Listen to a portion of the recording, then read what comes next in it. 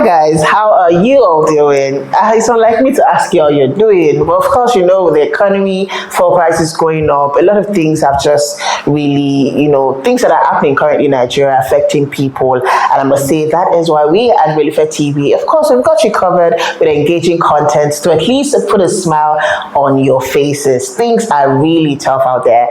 My name is AY with the double O, and of course, this is another beautiful edition of Relufe BuzzZone. This is where we talk about, hot takes, social media scoop, of course, a look into celebrities' lifestyle, of course, entertainment. Just basically, this is where we talk about it. And of course, the comments and reactions that each post, some posts rather, got on social media. Without further ado, of course, I'll be starting off with the gist. On the first stop here, Lagos High Court has ordered social media personality Verydarkman to pay 200,000 naira in damages to human rights lawyer Falana, senior advocate of Nigeria, and of course his son Falz. Now the damages are part of a 1 billion naira defamation suit filed by the father-son duo. Now I feel like Verydarkman has a long way to go in, paying. Now this all started when Verydarkman, of course, accused the Falanas of hypocrisy and questioned their activism in a viral video. And this was related to Bobrisky when he had come out, or a voice note that was released about Bobrisky saying that EFCC officers collected 15 million naira to drop money laundering charges. And Verydarkman accused Falz, accused his father, and I must say that this has been, a long time coming. But of course, this is just a start, because Verydarkman's lawyers argued that the court lacked jurisdiction, but the judge disagreed, and we're waiting, of course, until July 18th for the case to be reopened again. In another stop, now this is a sad one, and it happened in Ibadan, happened somewhere around Banky Market, where police officers shot at a student who was in his father's car with his twin on his way to write WAEC examinations. It was a really sad one yesterday in the city of Ibadan, and not Verydarkman, rather Mr. Macaroni, Nigerian activist, has come out to talk about it and of course condemned the Nigerian police force. Now this is not the first time that this is happening, but of course the governor of your state, Trashy, has mentioned that they're of course investigating the matter. But I think that this is the point where, because I don't know when things will get better with the police force in Nigeria. Before it was NSAS. Are we going to end if we end the police, if we end this law enforcement, how many of them are we going to end really? Because I mean, we can't say because that we have the bad eggs, take out all of the good eggs. There are good people in the police force who are genuinely doing their job, but the bad ones are more than the good ones. And I think this is the height of it. Shooting at a child this can literally happen anywhere. It means we're not even safe in our houses anymore, because this child was just in his father's car. This human being was just in his father's vehicle on his way to write an examination, and you have literally put a family into mourning. But it's a sad one there. I must commiserate, of course, with the families of the boy. And another stop here, this one is congratulatory. Of course, Nigerian singer, actor, and politician Banky W has earned a master's degree in policy management from Georgetown University in Washington, D.C. And of course, he shared the news on Instagram. And of course, they welcomed their second son as well while he was pursuing the degree. And of course, he's set to return to Nigeria after completing his studies in the US. We're waiting. Of course, we can't wait to have I hope he comes back. I just have a feeling that, this is jackpot for the family.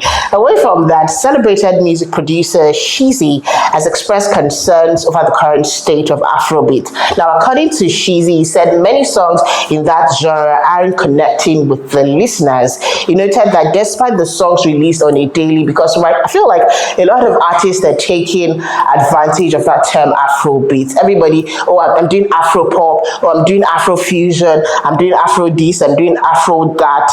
And of course, his comment comes amid concerns over the diminishing returns of Nigerian pop music in recent years. In 2024, Afrobeat struggled to produce a crossover hit, and of course, local hits lacked wide acceptance and longevity of previous years. And there are also concerns about the industry's ability to produce new stars. So Shiz's observation is significant, of course, given his contributions to Afrobeat through his productions with the work of artists like Davido, and all of that. But of course, there are so many reactions that his comments have sparked, with discussions about the future of Afrobeat and the potential solution to those current challenges. But one thing about me, I'd say that Afrobeat as a genre of music has been abused. Basically, anybody singing something flat or nonsense. I mean, a lot of artists are just, they come out to say they're singing Afrobeat, and I feel like Afrobeat is one old genre that should not just die, a natural death. And a lot of music artists are confusing hip hop or other genre of music with Afrobeat. Billboard has recognized Olamide, the boss of YBNL, as one of 2025 global power players. The award-winning rapper was honored for his accomplishment in leading YBNL, which has signed superstars like Ashake, Fireboy, Adekunle Gold at the time, and Ashake's album Lungu Boy was named the biggest album in Nigeria in 2024 by Turntable Charts. Fireboy's album also received critical acclaim in 2024, and I must say that, of course, Olamide has also attributed YBNL's success to collaborations with international artists and producers. Now, while some people believe that YBNL is not a label that anyone should be signed under, we've had people that had it bad with YBNL. Take for instance, Temi Ovasa, YBNL Princess, and all of that. There are also people that have achieved a lot, being on the YBNL. Away from that, Nollywood actor Yul Edochie has sparked controversy by advising Nigerians to return to traditional spirituality. Now, I feel like Yul Edochie has gotten to the point where he really just wants to stay relevant, because 1 minute is a pastor, is setting up a camera, talking about God. The next minute is saying something else just to trend. Now, according to Yul, embracing traditional ways could help prevent untimely deaths. He claimed that traditionalists are enlightened on spiritual matters and they can avoid untimely deaths. And of course, many people have criticized his view, with some serving him sarcastic responses. Some are arguing that untimely death can be caused by various factors and a whole lot of that. But of course, finally here on the final stop, Tanzanian singer Jimmy Jukes has released a new song that appears to be aimed at his wife Priscilla Ojo's exes. Now, the song's lyrics, it was sung in Swahili and it has been translated. And that the time when they married, I saw comments about, don't let us go and start to look for the meaning of the lyrics of your song. But I think that it's time that, of course, as Nigerians, we cannot just be singing in a language that we do not understand. So anything that you're saying, you are going to interpret it for us. But of course, people have gone to look for the meaning of these songs. And I think that Juma is indeed throwing shades at Priscilla's exes. But congratulations to the couple, by the way. Come May 28th, they have another wedding set in Tanzania. And of course, with that, we have come to the end of the Gist Zone on Relufe BuzzZone. The next stop here is Trendy or Trashy. Now, I'm going to give you one trend on social media, and you have to tell me in the comment section if you think this is something that's good to go, if it's trendy or if it's trashy. What's your take on it? Now, let's talk about Nigerians' take on couple goals, and of course, a lot of this relationship influencers on social media. Now, is it trendy or is it trashy? Some might say it's trendy, of course, because it allows couples to, share their lovely moment on social media, promoting love and all of that is good. But you get to the comment section, we are the singles with the single Pringles, blah, blah, blah, blah, blah. What do you think about it? Is showcasing your relationship on social media a trendy way to show love, to show connection, or is it something that is trashy? Now, this is beyond the surface level of I'm posting my partner, we're having a good time out there. Literally every step of the way, way everything you do. Oh, my partner got me a beautiful bag today, or my partner got me something lovely, or it took me to this, or it took me to that. I feel like there's nothing that we do in Nigeria, really.